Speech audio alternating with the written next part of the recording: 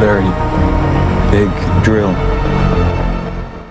Welcome back to your nerdy show. I'm your host, Spoiler Master. Is it just me, or did that conversation in episode 7 completely rewrite everything we thought we knew about the origins of the silos? Per Stensen looks you dead in the eye, smiles that super calm, slightly arrogant tech billionaire smile, and tells us he's building all of this to save humanity. Yeah, I'm not buying it. What if saving the world isn't the goal at all? What if it's something way darker, way more calculated, and honestly, a total takeover?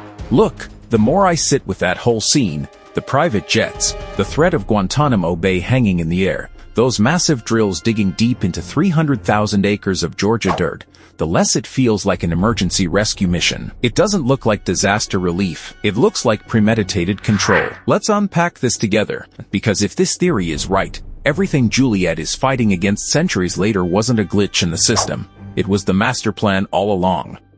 You're the journalist, right? I've been told that you have a lot of questions, but... The setup in episode 7. Okay, quick recap so we're all on the exact same page. In episode 7, Helen and Daniel finally get pulled into the inner circle. They meet Senator Thurman, they reunite with Charlotte, and then Colin Hanks steps onto the screen as Per Stensen. Now, Colin plays him with this brilliant, smug energy of a guy who thinks he's 3 steps ahead of everyone else in the room. He drops this bizarre story about scientists creating a unicorn. He talks about how another billionaire wanted to fund the project just so he could kill the creature afterward. Stenson paints himself as the good guy in that scenario. He's the visionary who believes you shouldn't destroy something beautiful just because you have the power to do it. Sounds noble, right?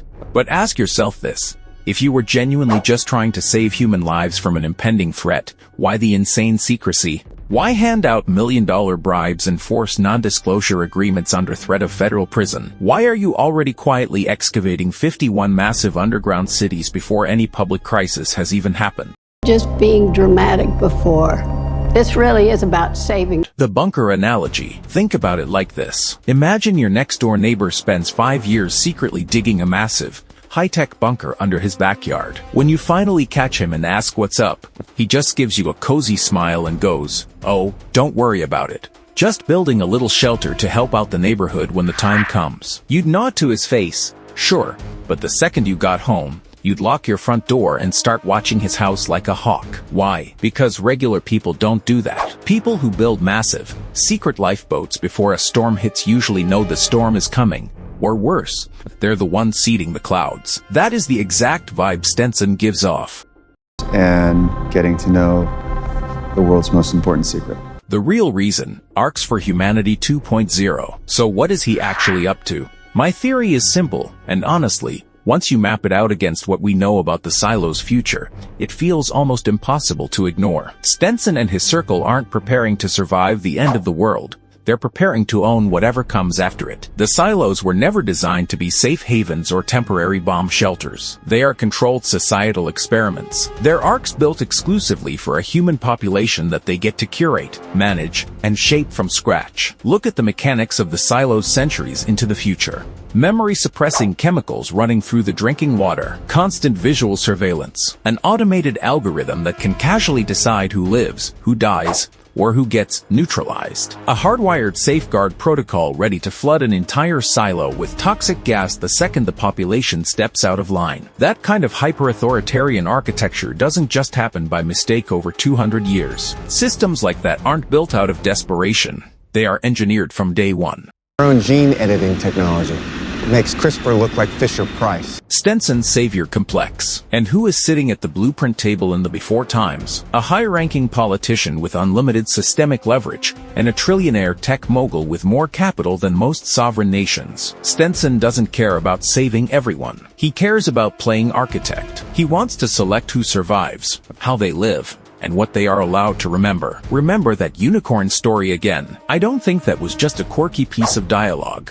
I think it was a soft-spoken confession. When he says, "We have the power to create something new," the subtext is deafening. He sees himself as the creator. He's telling us that he has the ultimate authority to dictate what happens to the creation once it exists. In his mind, humanity 1.0 is flawed, chaotic, and broken. The silos are his opportunity to launch humanity 2.0, a reset population living underground, completely managed, totally compliant, and thoroughly erased.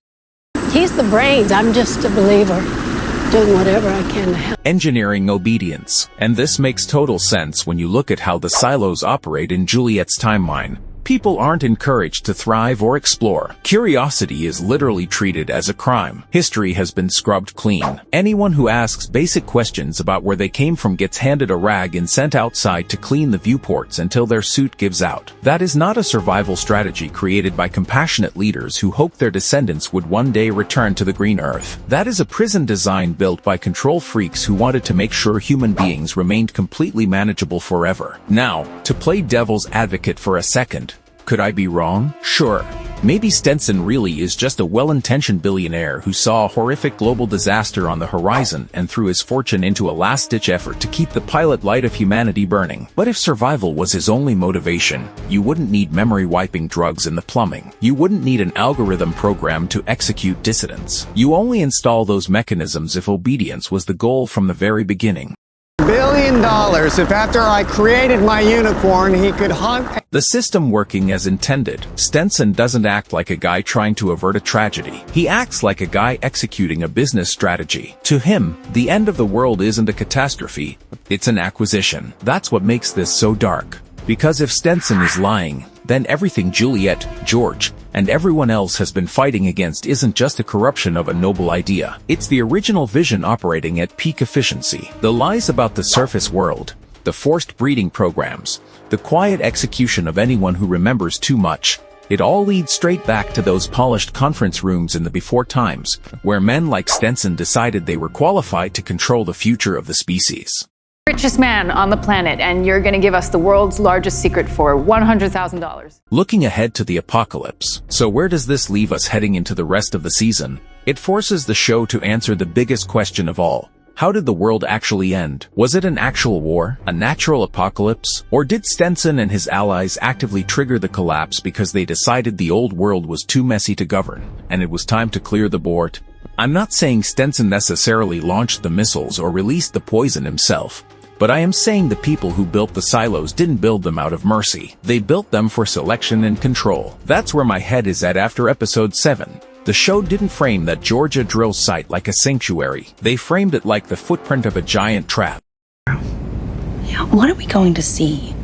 You'd be awful at him. Our nerdy thoughts. What about you guys? Do you think Per Stensen is actually trying to do the right thing under terrible circumstances? Or are you getting the exact same villainous vibe I am? Drop your theories in the comments below. I'm genuinely curious to read what you think, because honestly, some of your takes on these episodes have been wilder than what actually happens in the show. If you enjoyed this breakdown, make sure to hit that like button and subscribe so you don't miss the next video. It really helps the channel out more than you know. Thanks for watching. Stay curious, and I'll see you in the next one. You could choose what to keep, what to leave behind. No, what the heck, I'll laugh anyway.